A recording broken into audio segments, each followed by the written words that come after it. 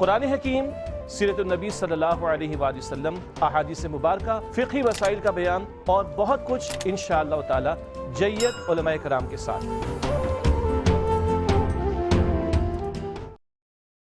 الحمد لولیہ والصلاة علی آلہا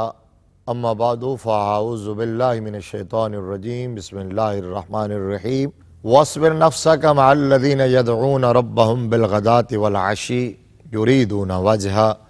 ولا تعد عیناک عنہم ترید زینة الحیاة الدنیا ولا تطع من اغفلنا قلبہ عن ذکرنا واتبع ہواہ وکان امرہ فرطا۔ صدق اللہ مولانا العظیم وبلغنا رسولہ النبی الکریم الامین الرؤوف الرحیم۔ مولایا صلی وسلم دائما ابدا علی حبیبک خیر الخلق کلہم والحبیب الذی ترجى شفاعته لكل حول من الاحوال مقتحم۔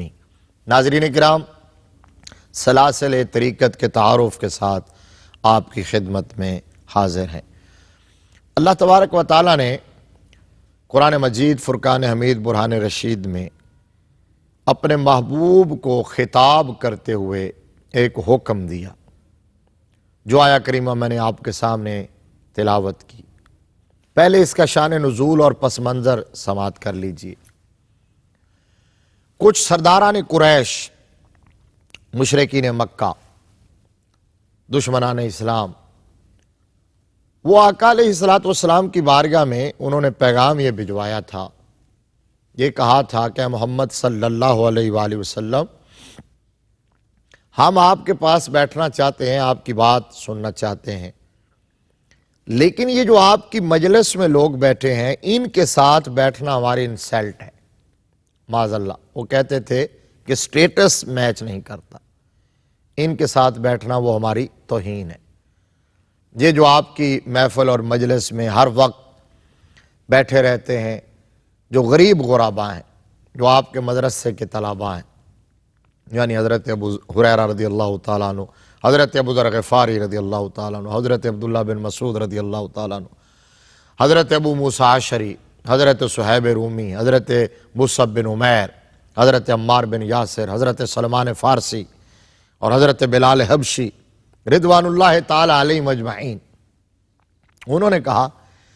کہ آپ ان کو اگر اٹھا دیں تو میں بھی ہم آپ کے پاس آ جائیں اور آپ کی بات سنیں، اور ممکن ہے ہم خیال بھی بن جائیں۔ یہ پیغام انہوں نے بھجوایا تھا۔ نبی رحمت صلی اللہ علیہ وسلم نے ابھی کچھ جواب ارشاد نہیں فرمایا،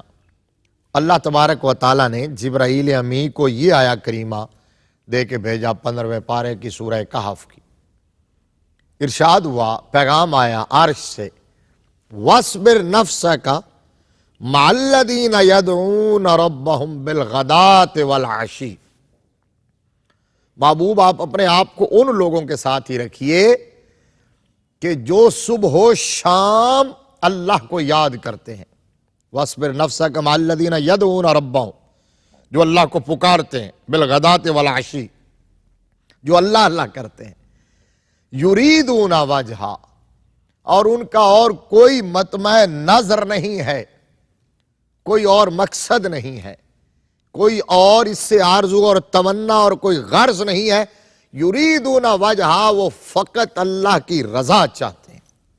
فقط اللہ کی رضا چاہتے ہیں۔ یہ صحابہ اکرام رضوان اللہ تعالی علیہ مجمعین، جو اصحاب صفہ، جو حضور کے مدرسے کے طلباء تھے، ان کے اخلاص اور اخلاص نیت کی شہادت آسمانوں سے آئی۔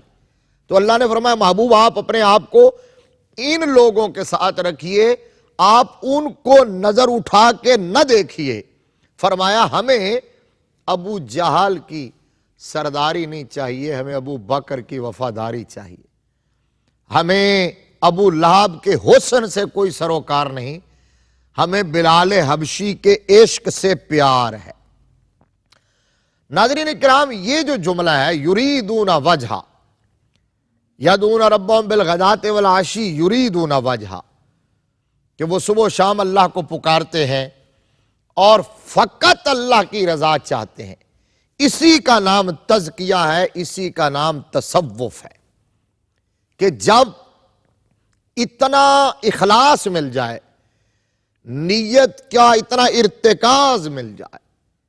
اللہ کی رضا کا بندہ متلاشی ہو جائے، کسی غیر سے صلہ، ستائش، اپریسیشن اس سے بے نیاز ہو جائے، صرف اللہ کے لیے ہو جائے، صرف اللہ کا ہو جائے،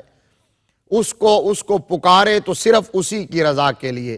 اس کے سامنے جھکے تو صرف اسی کے لیے۔ یہ یعنی صوفیاء کرام اور اولیاء اعظام اور پاکان امت کا تو یہ وتیرہ اور رویہ اور مزاج تھا کہ وہ تو کہتے تھے کہ ہم جو اللہ کی عبادت کرتے ہیں وہ جنت کے لیے بھی نہیں کرتے، نہ جنت کے لالچ میں کرتے ہیں، نہ جہنم کے ڈر سے کرتے ہیں۔ آپ جانتے ہیں مشہور بات جو حضور سیدی داتا گنج بخش علیہ الرحمہ نے کشف المحجوب شریف میں حضرت رابعہ بصریہ رضی اللہ تعالی عنہا کے حوالے سے نقل کی کہ وہ کہا کرتی تھیں اللہم ان کنت اعبدک طمعا فی الجنہ فاحرمنی منہا وان کنت اعبدک خوفا من النار فالقنی فیہا وان کنت اعبدک لوجہک الکریم فلا تحرمنی من رؤیتہ۔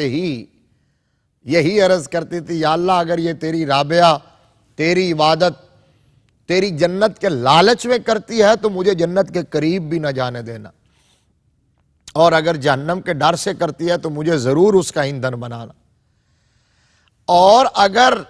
رابعہ تیری عبادت فقط تیری رضا کے لیے کرتی ہے، تیرے دیدار کے لیے کرتی ہے، اور تو جانتا ہے کہ صرف اسی لیے کرتی ہے، تو پھر مجھے اپنے دیدار سے محروم نہ کرنا۔ یہ ہے یریدون وجہ، اس کو اخلاص فی النیہ کہتے ہیں، اس کو للہیت کہتے ہیں، اسی کو تزکیہ اور تصوف کہتے ہیں۔ اور سلاسل طریقت جو ہیں ان کا بنیادی مقصد بھی یہ تھا کہ اللہ کے بندوں کے اندر یہ سپرٹ پیدا کیا جائے، یہ جذبہ پیدا کیا جائے۔ انہی سلاسل طریقت میں ایک مشہور سلسلہ ہے سلسلہ عالیہ سہروردیہ۔ سلسلہ عالیہ سہروردیہ جو ہے اس کا تعارف کچھ یوں ہے، اگرچہ اس کے اول بانی جو ہیں وہ شیخ ضیاء الدین ابو النجیب سہروردی ہیں، پہلے انہوں نے اس سلسلے کی بنیاد رکھی ہے، بغداد شریف میں انہوں نے اس کی بنیاد رکھی، شیخ ضیاء الدین ابو النجیب سہروردی۔ اور یہ حضرت امام غزالی جو ہیں بہت معروف ہے، امام محمد غزالی، ان کے بھائی تھے احمد غزالی۔ یہ شیخ ابو النجیب ضیاء الدین ابو النجیب سہروردی امام غزالی کے بھائی احمد غزالی کے مرید تھے، اور جامعہ نظامیہ جو بغداد کی مشہور دینی یونیورسٹی تھی،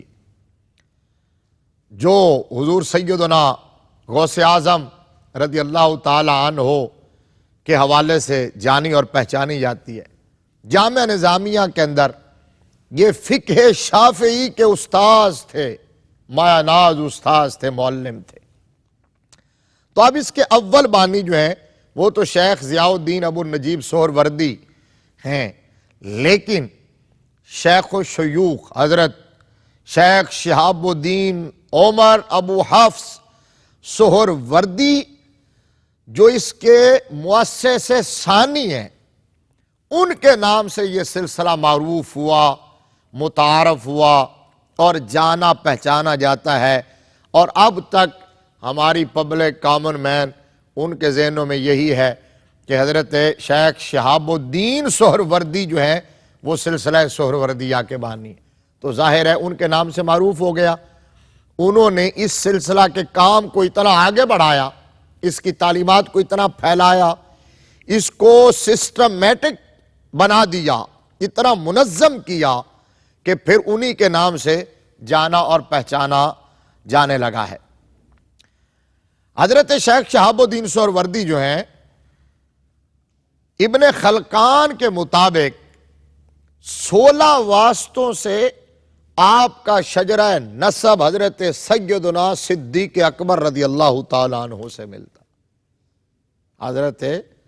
شیخ سہروردی علیہ الرحمہ جو ہیں 16 واسطوں سے آپ کا سلسلہ نسب نبی کے یارغار حضرت سیدنا ابو بکر صدیق رضی اللہ تعالی عنہ سے ملتا ہے۔ اس کا مطلب یہ ہے کہ آپ نسباً صدیقی ہیں، آپ حضرت ابو بکر صدیق رضی اللہ تعالیٰ عنہ کی اولاد سے۔ تو آپ اس حوالے سے یوں کہہ سکتے ہیں کہ جس طرح سلسلہ عالیہ نقشبندیہ وہ منسوب ہے حضرت ابو بکر صدیق رضی اللہ تعالیٰ عنہ سے، تو یہ بھی فیضان تاجدار صداقت کا ہی ہے۔ 535 ہجری میں زنجان کے قصبہ سہرورد میں آپ پیدا ہوئے ہیں، اور سلسلہ عالیہ سہروردیہ جو ہے یہ ہندوستان میں بر صغیر پاک و ہند میں سب کانٹیننٹ میں سلسلہ چشتیہ کے بعد پہنچا ہے۔ سلسلہ عالیہ سہروردیہ سلسلہ عالیہ چشتیہ کے بعد پہنچا ہے۔ حضرت شیخ شہاب الدین سہروردی جو ہیں ان کی تعلیم، تربیت، ٹریننگ اور اس لائن کے اندر ان کا ارتقاء وہ آپ کے عم محترم اور مرشد اور اس سلسلہ کے اول بانی شیخ ابو النجیب سہروردی کی نگرانی میں وقوع پذیر ہوا ہے۔ انہوں نے آپ کی تربیت کی۔ اچھا، ایک اور لطف کی بات یہ ہے کہ حضرت شیخ شہاب الدین سہروردی جو ہیں یہ چونکہ جامعہ نظامیہ بغداد میں معلم تھے، فقہ شافعی کے استاذ تھے، مدرس تھے۔ اب جامعہ نظامیہ بغداد کا تذکر آئے تو حضور سیدنا غوث اعظم پیران پیر دستگیر رحمہ اللہ کا تصور نہ آئے، یہ کیسے ہو سکتا ہے؟ تو اب سوال یہ پیدا ہوگا کہ کیا شیخ شہاب الدین سہروردی کا کوئی سلسلہ تلمذ یا سلسلہ بیعت وہ حضور پیران پیر سے بھی ہے کہ نہیں؟ تو مورخین نے یہ کہا کہ حضور غوث اعظم رضی اللہ تعالیٰ عنہ سے، حضرت سیدنا شیخ عبد القادر جیلانی رضی اللہ تعالیٰ عنہ سے آپ بیعت تو نہیں تھے، لیکن آپ کا جو بچپن کا زمانہ تھا وہ یوں سمجھ لیں کہ حضور غوث اعظم کی نگاہوں میں گزرا، حضور غوث اعظم کے زیر سایہ گزرا ہے، حضور غوث اعظم کی خاص توجہات، عنایات وہ آپ پر رہیں، کیونکہ یہ تو ہر مومن کے بارے میں ہے کہ اتقوا فراست المومن فإنہ ینظر بنور اللہ،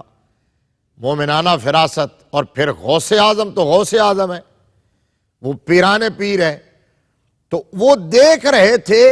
کہ یہ بچہ بڑا ہو کر کیا کارنامے سر انجام دے گا۔ اس لیے جب آپ بچپن میں ان سے ملتے تھے حضرت شیخ شہاب الدین سہروردی، تو حضور غوث اعظم خاص توجہ فرمایا کرتے تھے، خاص نظر سے دیکھا کرتے تھے۔ اور میں سمجھتا ہوں کہ یہ تو ہم سب کا ایمان ہے کہ جتنے سلاسل طریقت ہیں اس کے اندر سلسلہ عالیہ قادریہ کا فیضان نظر آتا ہے، اور حضور غوث اعظم پیران پیر جو ہیں وہ تو چونکہ پیران پیر ہیں،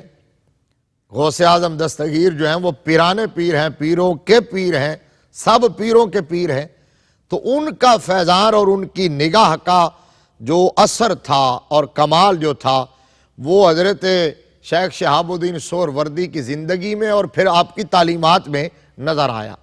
اس لیے اللہ تبارک و تعالیٰ نے آپ سے اتنا بڑا کام لیا ہے۔ پھر حضرت شیخ شہاب الدین سہروردی جو ہیں ان کے بعد خاص طور پر اس خطے کے اندر ایک ہستی، ایک شخصیت جن کو بر صغیر پاک و ہند میں رہنے والا بچہ جانتا ہے، حضرت شیخ الاسلام خواجہ بہاؤالدین زکریا ملتانی رحمت اللہ تعالی علیہ۔ یہ وہ ہستی تھے جو مرشد کامل کی تلاش میں مدتوں گھومتے رہے، پھرتے رہے، اور پھر یہاں سے عجم سے آپ عرب کی طرف پہنچے، سہرورد کی طرف آپ گئے مرشد کامل کی تلاش میں۔ تلاش کرتے کرتے بالآخر جو میرے رب کو منظور تھا انہیں گوہر مراد ملا، اور وہ شیخ سہروردی کی بارگاہ میں پہنچ گئے۔ اور شیخ شہاب الدین سہروردی نے بھی آتے ہی پہچان لیا تھا کہ یہ جو نگینہ میرے پاس آیا یہ آیا نہیں، بھجوایا گیا ہے اور کسی عظیم مقصد کے لیے بھجوایا گیا ہے۔ تو انہوں نے آپ کو قبول کیا اور صرف 3 ہفتے کی ریاضت کروانے کے بعد آپ کو خرقہ خلافت عطا کیا، اجازت عطا کی، اور آپ کی ڈیوٹی واپس اسی خطہ ہند میں لگا دی، اور حضرت خواجہ بہاؤالدین زکریا ملتانی رحمت اللہ علیہ نے آ کے پھر اس سلسلے کا اتنا کام کیا کہ پورے ہند اور سندھ کے اندر اس کی اتنی بڑی خانقاہیں قائم کر دی ہیں کہ آج لاکھوں کی تعداد کے اندر لوگ اس سلسلہ عالیہ سہروردیہ سے وابستگی رکھتے ہیں۔ وآخر دعوایا ان الحمدللہ رب العالمین۔